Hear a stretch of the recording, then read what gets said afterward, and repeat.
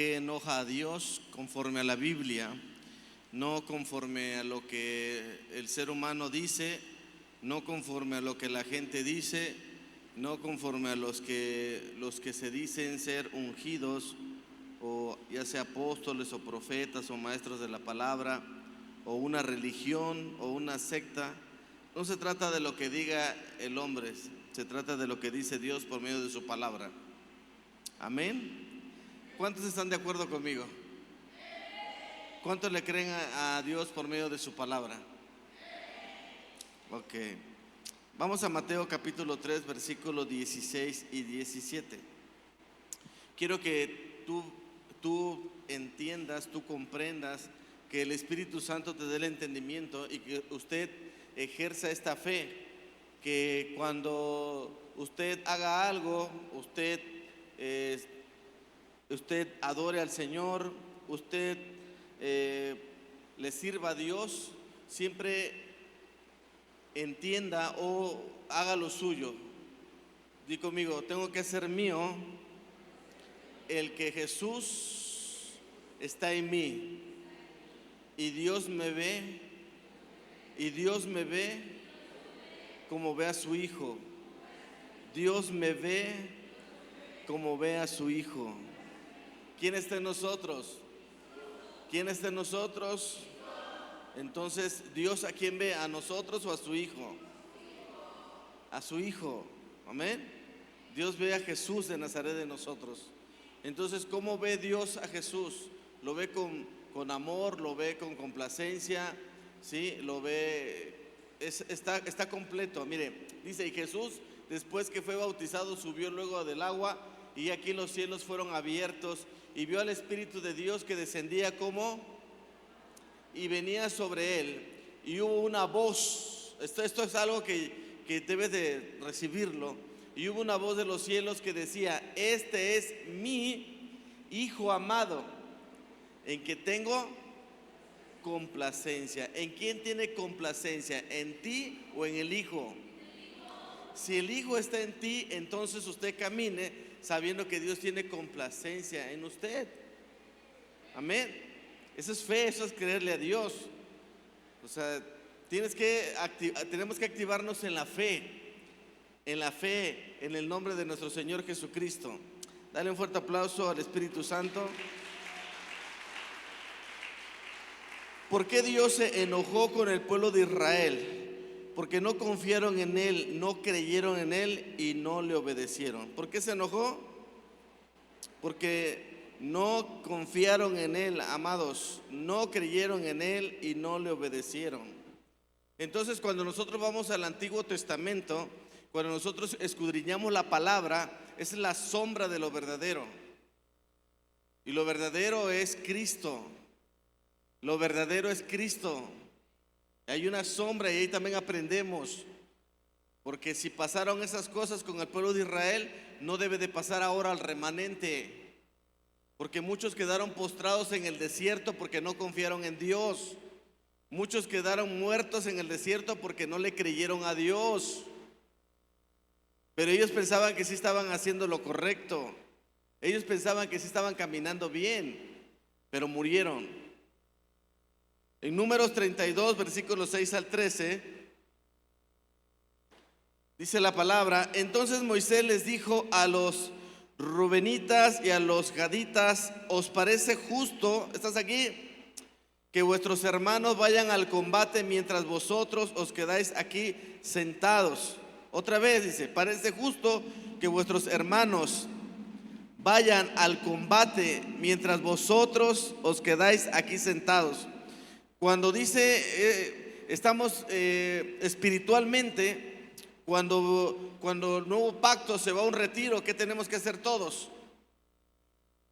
Cuando el nuevo pacto entra en un retiro donde va a orar por la casa, ¿qué tenemos que hacer todos? Cuando el nuevo pacto dice que es tiempo de las primicias, ¿qué tenemos que hacer todos? ¿Sí? Cuando el nuevo pacto dice que es tiempo de ayunar, ¿qué tenemos que hacer todos? ¿Sí? Entonces tenemos que estar todos en un solo sentir, en un solo pensamiento, en un solo caminar, que se llama Jesucristo de Nazaret. ¿Os parece justo que vuestros hermanos vayan al combate mientras vosotros os quedáis aquí sentados?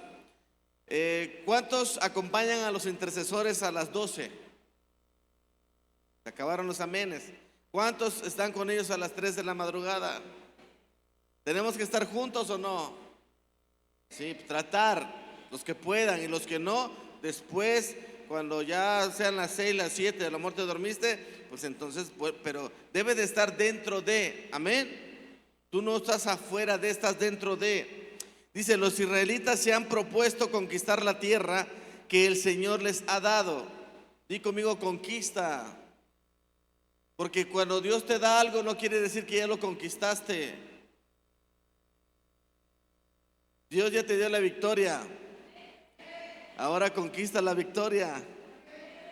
Hazlo tuya, créelo. ¿Estás aquí o no?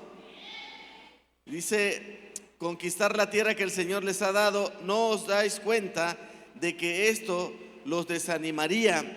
Esto mismo hicieron vuestros padres cuando yo los envié a explorar la tierra de Cades Barnea. Fueron a inspeccionar la tierra del valle de Escol. ¿Sí? ¿Qué significa la palabra Escol? ¿Qué significa la palabra Escol?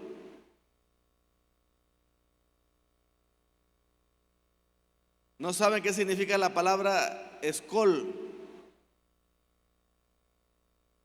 ¿Alguien me puede investigar qué significa la palabra Escol para que sepan? Para que sepan de qué les estoy hablando. Di conmigo, racimo grande. Escol significa racimo grande y se refiere a que ellos trajeron una fruta y trajeron un racimo grande de uvas. Dice que cuando volvieron desanimaron a los israelitas para que no entraran en la tierra que el Señor les había dado. Ese día el Señor se encendió en ira, en enojo, y juró: por no haberme seguido de todo corazón, ninguno de los mayores de 20 años que salieron de Egipto verán la tierra que juré darles a Abraham, Isaac y Jacob. Ninguno de ellos la verá, con la sola excepción de Caleb, hijo de Jefone, el Kenicita, y Josué, hijo de Num. ¿Quiénes entraron? Caleb y Josué, y los que tenían de 20 años, antes de los 20 años, los cuales me siguieron de todo corazón. Y dice la palabra que Caleb y José tenían otro espíritu, un espíritu de perseverancia, un espíritu de conquista, un espíritu de saber que lo que Dios te prometió lo vas a tomar y lo vas a recibir. ¿Sí? No tienes por qué menguar, no tienes por qué tener miedo, no te acobardes. Usted tiene que tener el valor. Si Dios te dio la sanidad, recíbelo. Si Dios te dio una familia, recíbelo. Porque todo lo que viene de Dios es bueno y tienes que creerlo. Ya no estés estancado espiritualmente. 2025 es de conquista para tu vida. 2025 es una oportunidad, es un desafío para ti, para estar mejor delante de Dios, creyéndole a Dios, desafiándote a creerle a Él. Y no te acobardes, no tengas miedo. El mundo está lleno de cobardes. El mundo está lleno de gente miedosa que no se atreve a creerle a un Dios vivo. Pero tú estás aquí porque le estás creyendo. Tú eres parte de los valientes. Tú eres parte de un remanente. Tú eres parte de un Dios vivo. Y tienes que creerlo. Ya no estés siempre esperanzado, siempre ahí sentado. Dice la palabra que estás sentado mientras los otros conquistan. No te da pena, no te da vergüenza. No dice la palabra, pero eso entiendo yo. Dice no desanimes. Hay gente que desanima con estar nada más sentado sin hacer nada. En tu casa tienes un hogar, no puedes estar sentado nada más abriendo la manita mientras que papá, mamá trabaja. Todos tienen que trabajar, tú tienes que hacer algo, porque tú eres merecedor de recibir, pero también eres merecedor de hacerlo, de ser parte de una familia. No nada más decir familia es porque todos nos decimos familia. Familia es aquel que se siente con una identidad de casa, que se siente parte de. Y esos miedos, esas frustraciones, tú tienes que creerle que Jesucristo lo venció en la cruz del Calvario. Porque si no lo crees, vas a ir a un retiro y otro encuentro, otra cruzada, y vas a esperar que venga un profeta y vas a esperar que venga un apóstol para hacer lo que Cristo ya hizo contigo en la cruz. ¿Qué es lo que tienes que hacer? Creerle a Dios, creerle a Dios. No estés como esa mujer ahí sin fe y desesperanzada a que las cosas sucedan cuando sabes que tienes un Dios vivo. Tú eres una mujer, una guerrera, y tienes la valentía para hacerlo en el nombre de Jesús. Porque tu actitud puede animar, pero tu actitud también puede desanimar. ¿Tú eres un hombre que anima o un hombre que desanima? ¿Qué tipo de hombre eres tú? ¿Qué tipo de guerrero eres tú? ¿Estás creyendo que el 2025 será diferente para ti y toda tu hermosa familia? Pero tienes que desafiarte a hacer que las cosas sean diferentes. Creerle a Dios es obedecerle a Dios. Dice con todo su corazón. Los que tenían un espíritu diferente, Caleb y Josué tenían un espíritu diferente, y ellos solamente entraron a la promesa. El Señor se encendió de ira contra Israel y los hizo vagar por el desierto 40 años hasta que murió toda la generación que había pecado. Los hizo vagar, los hizo andar por el desierto. Mucha gente anda vagando, aún estando en la iglesia, no se activa para hacer las cosas que son de Dios. Hay gente que está en la iglesia pero no despierta espiritualmente. Dice el apóstol Pablo: despierta tú que duermes y te alumbrará Cristo. Cristo, Cristo, Cristo. No es ningún predicador, se llama Jesucristo de Nazaret.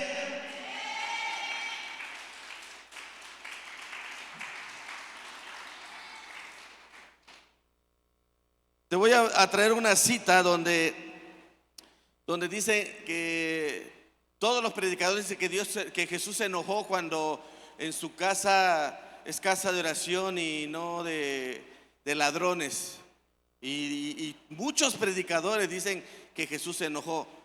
Tú vas a buscar en la Biblia y te desafío a que la busques en cualquier cita y no dice Jesús se enojó. ¿Estás conmigo o no? Pero ¿en qué momento se enoja Jesús? Cuando estamos mal enfocados, un mal enfoque.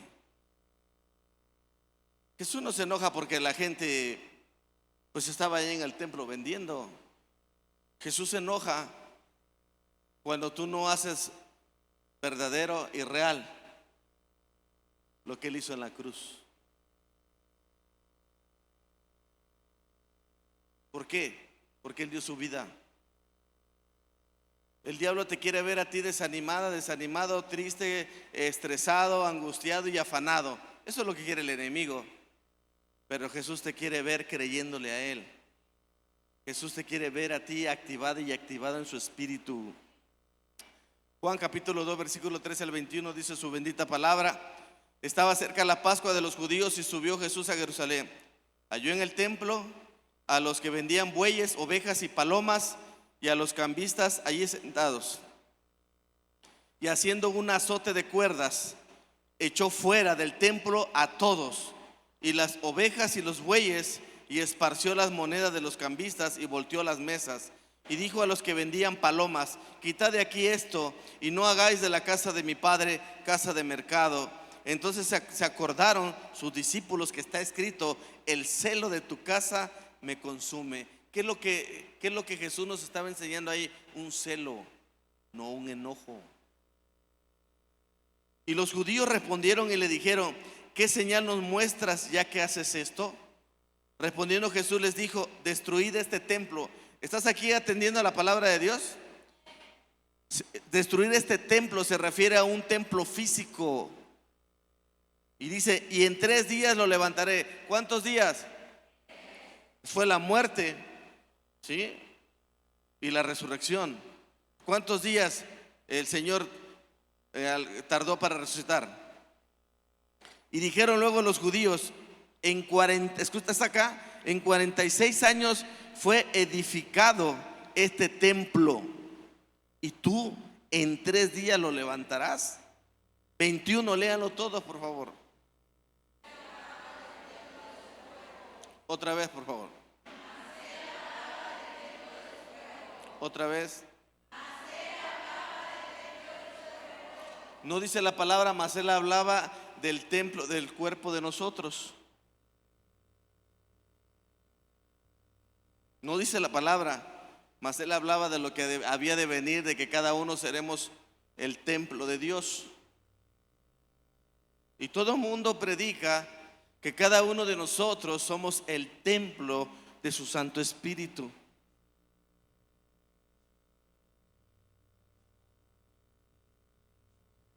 Si tú vas a la palabra,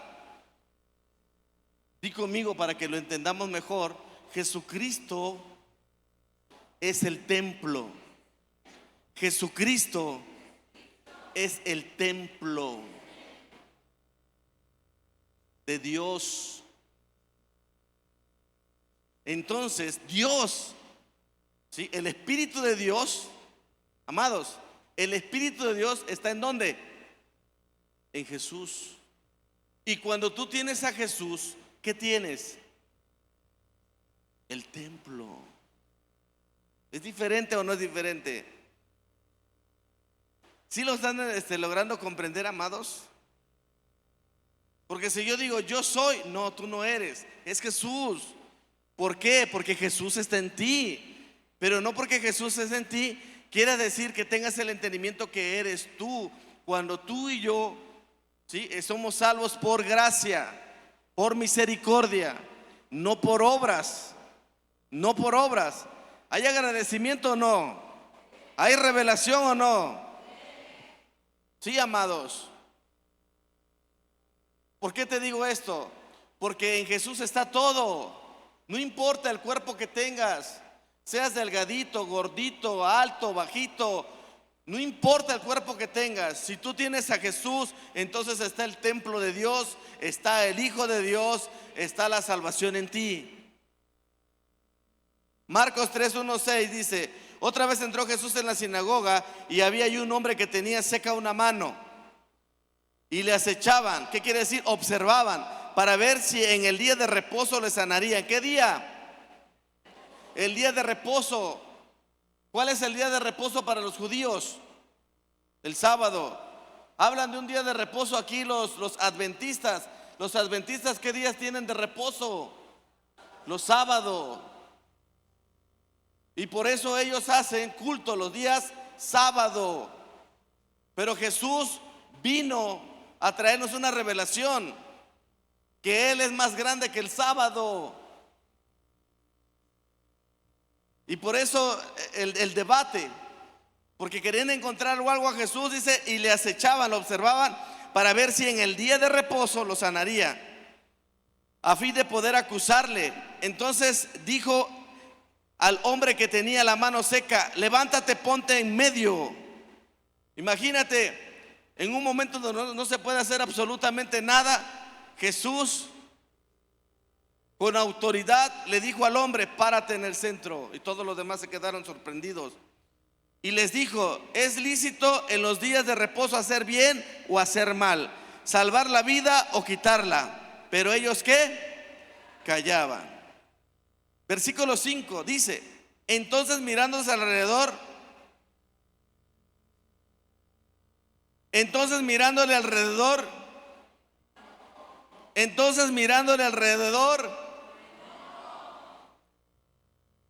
¿se enojó o no se enojó? ¿Pero qué le enoja a Jesús? ¿Qué le enoja a Jesús? Y dice: entristecido por la dureza de sus corazones.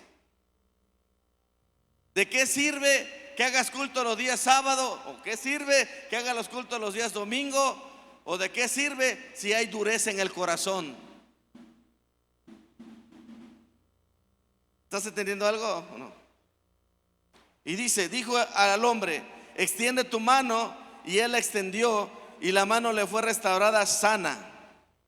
Entonces Jesús estaba enojado. Di conmigo: Jesús estaba enojado porque no halló gracia en ellos, no halló misericordia, no halló amor en el pueblo de Israel. No halló, no encontró, no vio frutos. El hacha ya está puesta a la raíz. ¿Por qué? Porque hay un árbol que no da fruto, y ese era el pueblo de Israel. No estaba dando fruto de gracia, de amor y de misericordia. Ahora, ¿qué te pide Dios que usted tenga? Que dé frutos de gracia, de amor y misericordia. Y entonces el diablo lo que está trayendo es muchísimas confusiones a los letrados, a los que se saben la Biblia, ¿sí? Y dan teología y enseñan de acá a allá. Pero cuando hay una muestra de misericordia, muestra de amor, ¿por qué no? Dice, te voy a comprobar con la palabra que un verdadero siervo de Dios no se atreve ni a condenar, ni a juzgar, ni a hablar de otra persona conforme a la palabra de Dios. Por eso tengan mucho cuidado. Ahorita está muy de moda el Facebook, TikTok, y por partecita te pasan una parte de lo que habla, pero no sabes ni quién es, ni de dónde viene, ni quiénes son sus padres espirituales, o sus pastores, o su religión, o su secta, no se sabe. Y mucha gente comparte cosas que no sabe si compartes lo de Dios o estás compartiendo lo que está en contra de la verdad de Dios. Y salidos los fariseos tomaron consejo con los herodianos. ¿Quiénes son los herodianos? ¿Sí? Gente del rey de Herodes contra él para destruirle. Pero ¿por qué querían matarlo? Porque trabajó, di conmigo, porque trabajó el día sábado. O sea, por eso querían matarlo. Efesios 4, 29, 32. ¿Estás conmigo o no? 29. Ninguna palabra, amados. Ninguna palabra. No, tú puedes entristecer el Espíritu Santo, ¿sí? Pero ¿qué dice la palabra de Dios? Ninguna palabra corrompida. ¿Qué significa la palabra corrompida? Significa toda palabra que cause confusión. Toda palabra que esté causando confusión es palabra corrompida. No escuches a hombres que confundan.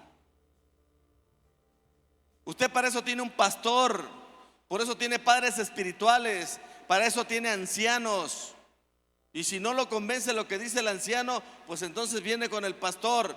¿Para qué? Para ver lo que se está hablando. Porque puede ser que salgan palabras que corrompidas, palabras de qué, de confusión.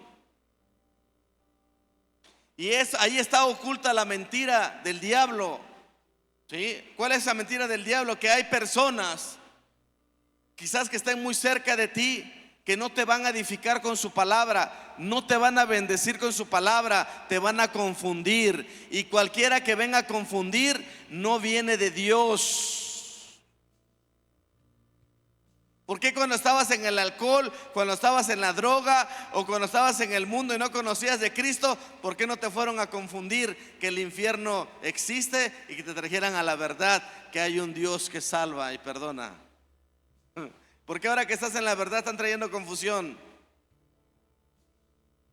¿Por qué ahora que conoces, por qué ahora que te congregabas en una iglesia y no pasaba nada en otra, pero llegas al nuevo pacto, campaña para sacarlo de ahí? ¿Por qué, iglesia? ¿Estás entendiendo algo?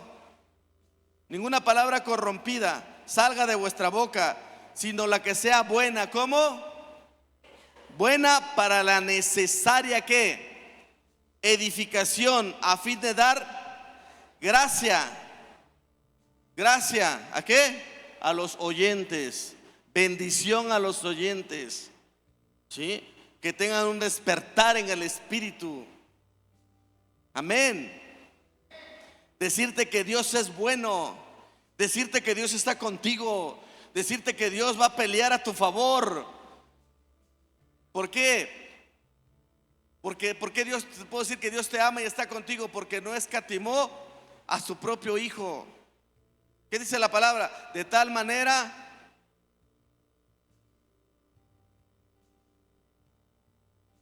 versículo 30, y no contristéis al Espíritu Santo de Dios, con el cual fuiste sellados para el día de la redención. Quítense de vosotros, o sea, que cada uno de nosotros se quite ¿qué? Amargura, enojo, ira, gritería, y maldicencia y toda malicia. Versículo 32, ¿qué dice? ¿Qué significa la palabra benignos? Humildes. Eso significa que sean humildes unos con otros, misericordiosos, perdonándose unos a otros, como Dios también os perdonó a vosotros en Cristo. Amén. ¿Por qué no perdonas? ¿Estás acá o no? ¿Por qué? O sea, mis amados, Dios ya te perdonó. Si tú crees que Dios ya te perdonó, entonces tú tienes la autoridad para perdonar. Si tú no le crees a Dios que ya te perdonó, usted no tiene autoridad para perdonar. Por eso la gente, estando todavía en la iglesia, no perdona a padre, madre, a tía o tío o quien sea, porque todavía se siente culpable.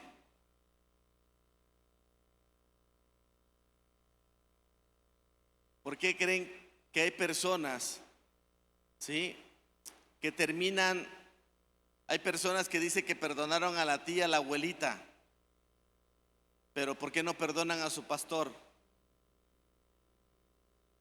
¿Por qué no perdonan a su pastor? Cuando recién llegan de otra iglesia, porque transcurren varias iglesias, yo le digo, ¿dónde vienes? De tal iglesia. ¿Y por qué te saliste? Porque me ofendieron. Ajá, ¿y por qué no perdonas? ¿Por qué en vez de perdonar decides brincar? Esa herida siempre va a estar ahí, iglesia. Y la gente no soporta la verdad. No es que no les guste la prédica, o no es que no soporta el que Cristo le esté diciendo la verdad en su corazón. Amén. Ahora, qué diferente es cuando ya me explicas y vas y hablas. Cuando tú ves a tu pastor, saliste de una iglesia, pero tú ves al pastor, lo saludas, le das un abrazo, gloria a Dios. Eso quiere decir que ya estamos en paz. Pero si lo ves y te escondes y no le quieres saludar y todo, ¿sí? O hablas, o tantito hablas mal de él, quien sea el pastor o quien sea cualquier persona, es porque no has recibido el poder del perdón de Dios. Jesús nunca les dijo a los gentiles, prostitutas, ¿sí? ¿Estás aquí conmigo o no? O sea, nunca les dijo fariseos, hipócritas, tumbas blanqueadas a los gentiles o a los publicanos. Jesús no se dirigió así ni a los gentiles ni a los publicanos. Jesús se dirigió a los fariseos, a los religiosos, a los que tenían encarcelada, ¿sí? Esa misión de llevar esa verdad que es Dios, la encomienda del Padre de revelar al Padre. Entonces tenían encarcelada esa gran verdad, y entonces a ellos se dirigió Jesús, ¿sí?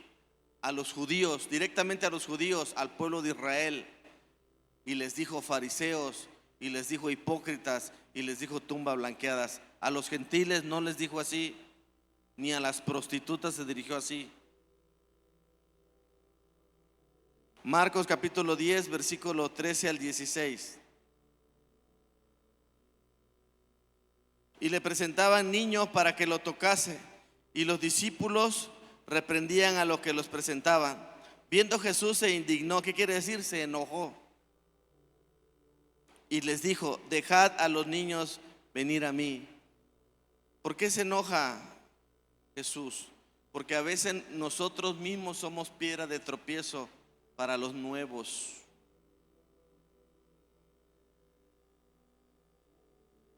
Nosotros mismos, los que ya tenemos más de 5 años, a veces consciente o inconsciente somos piedra de tropiezo. ¿Saben por qué? Porque muchas veces el enemigo nos tiene distraídos. Y cuando andamos en el Espíritu le decimos, Espíritu Santo, muéstrame, Señor, para ser mejor como líder, como anciano, en tu nombre, glorificar tu nombre, Padre. Nosotros mismos a veces vamos y traemos personas aquí y tienen una semana y esas personas ya no vienen porque nosotros o dejamos de venir o estamos sacando palabras corrompidas. ¿Qué quiere decir? Palabras que confunden. Entonces nosotros tenemos que estar bien atentos, que somos vasijas del Espíritu Santo. Nosotros no somos vasijas del diablo. Nosotros somos vasijas de confusión. Nosotros no somos vasija de división, ni somos vasijas para estar en contra del propósito de Dios. Nosotros somos vasijas del Espíritu de Dios, del Espíritu Santo, y no cuestionamos la voluntad y no cuestionamos la autoridad de mi Padre. Estamos aquí para obedecer lo que el Padre dice.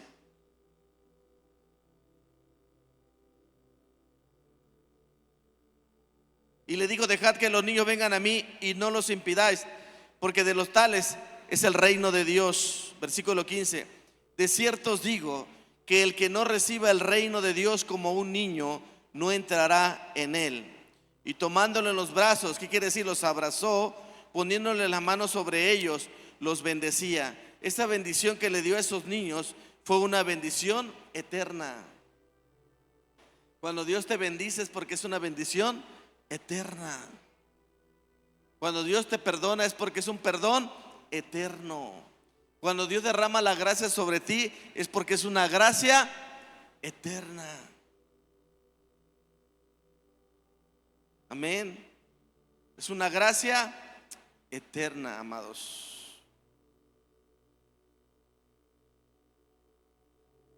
Dios ya nos dio palabra por medio de su Santo Espíritu. Y vamos a ir ahorita compartiendo estos mensajes de parte del Espíritu Santo.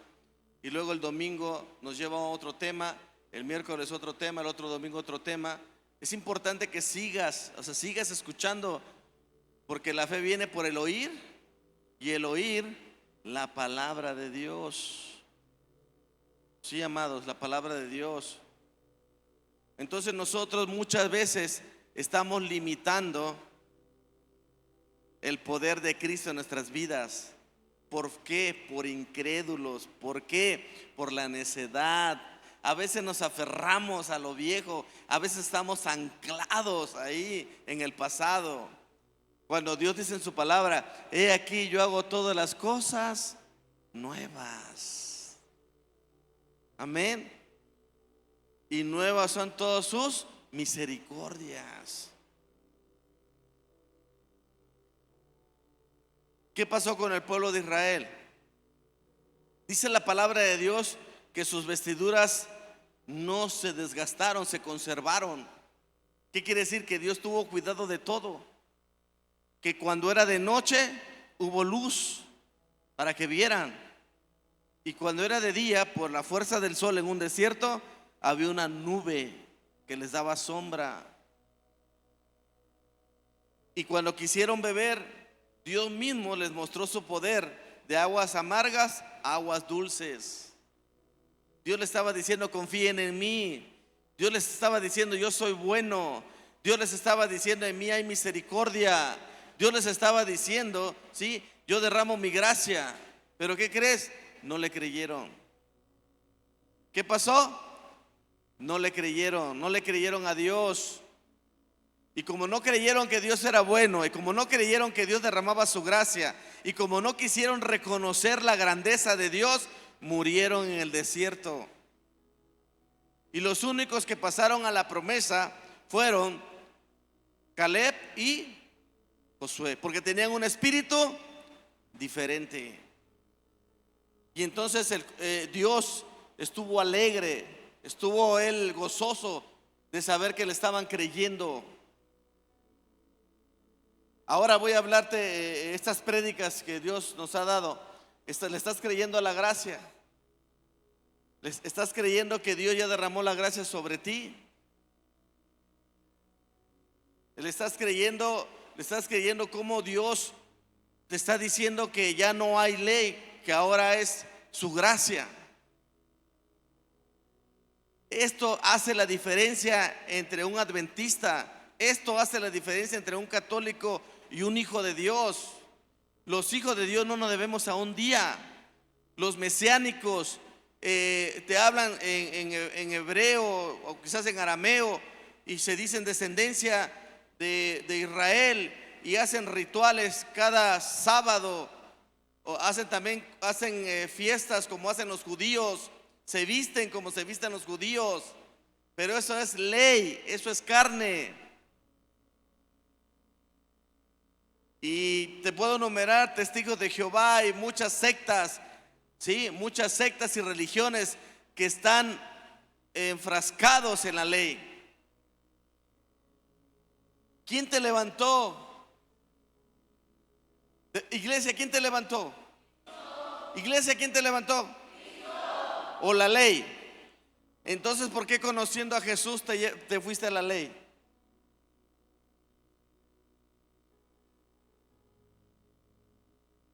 ¿Por qué conociendo el amor, por qué conociendo el poder de Cristo te fuiste a la ley?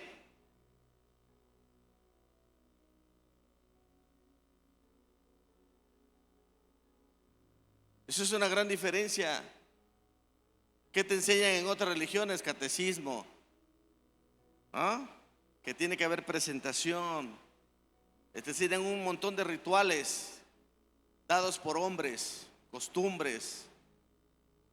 Pero el Señor vino a tumbar, erradicar todo lo que se oponía al camino, a la reconciliación con el Dios vivo. Todo lo que se oponía. Y ahora que tú conoces al Dios vivo, ahora que conoces al Dios de poder y de gloria y de gracia, ¿por qué no le crees? ¿Cuántos le estamos creyendo a Jesús? Muy pocos. ¿Cuántos le estamos creyendo a Jesús? Cuando tú le crees a Jesús, eres un hombre perseverante, eres un hombre que sabes que el poder está en ti y ese poder es Cristo. Sabes que andas en el Espíritu, andas con una sonrisa, andas con un gozo, con una alegría, porque sabes quién es tu Dios, porque ya no hay culpa, porque ya no hay pecado, eres libre. Eres libre. Él te dio libertad, una plena y absoluta libertad. No necesitas brincar a otra religión, ni necesitas brincar a otra iglesia, ni buscar a otro pastor. Tienes un pastor y se llama Jesús de Nazaret. Tienes un padre y se llama Jesús de Nazaret. Tienes un rey de reyes y se llama Jesús de Nazaret. Tienes un sumo sacerdote y se llama Jesús de Nazaret. Pero ¿qué te lleva a salirte o a irte a otro lado? Tu incredulidad, amado. Y así podrás andar vagando por el desierto y no recibiendo la gran verdad de su amor, de su misericordia, de su gracia.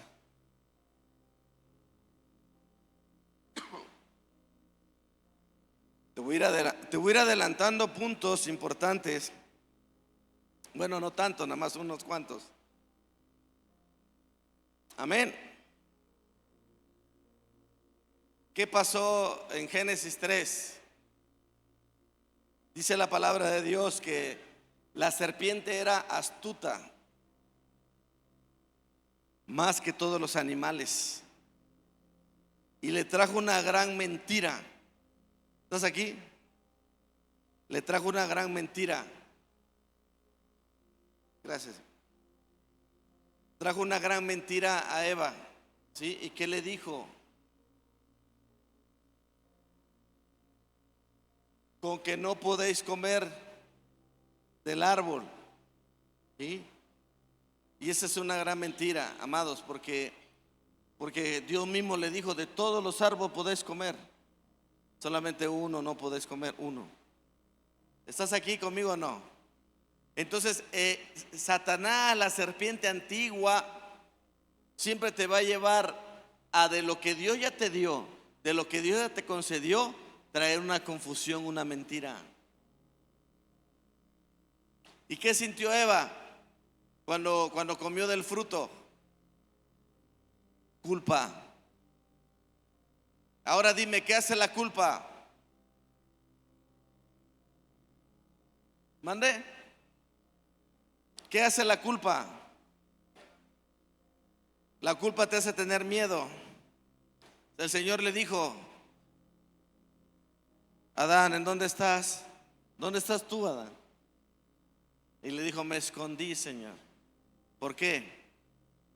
Porque tuve miedo. Entonces la culpa, ¿a dónde lo llevó? Y después a culpar. Di conmigo, después a culpar. Le dijo: la mujer que me diste me dio de comer del fruto prohibido. Y le dijo, y le dijo el Señor a Eva: ¿qué hiciste, Eva? Y le dijo: la serpiente. Ahora ya reconocemos la culpa, y la culpa te lleva a el miedo, y el miedo te lleva a culpar. Yo quiero que tenga esta revelación. Veníamos ahí en el carro y quiero compartírselo ahorita. ¿Saben por qué? Porque algunos no lo van a lograr entender aunque se los diga ahorita. Sí, solamente lo da el Espíritu Santo. ¿Cuántos lo quieren recibir? Nah. ¿Cuántos quieren recibir esta revelación? Ok, amados, y después de la culpa, ¿sí?, viene la condenación.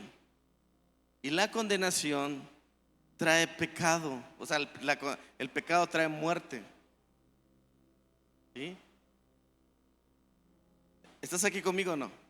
Algo que me habló Dios, que no lo ha hablado. Digo, yo no dudo que soy hablado, porque es Dios y Él decide a quién dárselo. Pero mucha gente dice: ¿cómo le hago para salir de este pecado? Mucha gente dice: ¿cómo le hago para ya no caer en esta situación? Yo le pido a Dios. Quiero decirte algo bien fácil, amados. ¿Qué es lo que lleva? Cuando Jesús tenía a la mujer enfrente que era pecadora, ¿qué le dijo? ¿Ni yo qué? Díganlo, ¿ni yo qué? ¿Ni yo qué? Ahora, ¿qué te lleva al pecado? ¿Qué te lleva a la maldición? ¿Qué te lleva a la pobreza? Vamos, iglesia, ayúdenme. ¿Qué te lleva a la miseria? ¿Qué te lleva a caer en el mismo pecado? Cuando tú condenas. Jesús no se atrevió a condenar. ¿Estás aquí o no? Amén. Entonces las personas dicen: yo ya no quiero pecar, pero siguen condenando, siguen juzgando, y entonces van a seguir cayendo. Van a seguir cayendo. Van a estar en pecado. ¿Por qué? Porque están ¿qué? Juzgando. ¿Por qué? Porque están condenando. ¿Y quién es el que condena? ¿Quién es el que juzga? ¿Quién es el que fiscaliza? Entonces, tu naturaleza no es condenar. Tu naturaleza es perdonar, es justificar, es amar. Tu naturaleza es estar enfocado en algo más grande y poderoso que se llama Jesucristo de Nazaret. Los hijos de Dios no tenemos ni el tiempo ni la condición para condenar o andar haciendo la obra del diablo. Jesús vino a deshacer las obras del diablo. Amén. Entonces muchas veces te estoy dando algo que Dios me dio. La única manera que tú debes de dejar de estar con ese tipo de mentalidad, ese tipo de mediocridad, ese tipo de que no puedo, de que desobediencia y rebeldía, es porque tú estás condenando, es porque tú estás viendo y estás viendo mal a las personas y estás juzgando a las personas. Cualquier persona que tú veas y lo juzgas es porque tienes una condición de condenar, y la condena te lleva a pecar. Se les está compartiendo, amén. Y si vuelves a caer a lo mismo, entonces el diablo te va a llevar a lo mismo. ¿Estás acá? Ok, ponte tus pies entonces.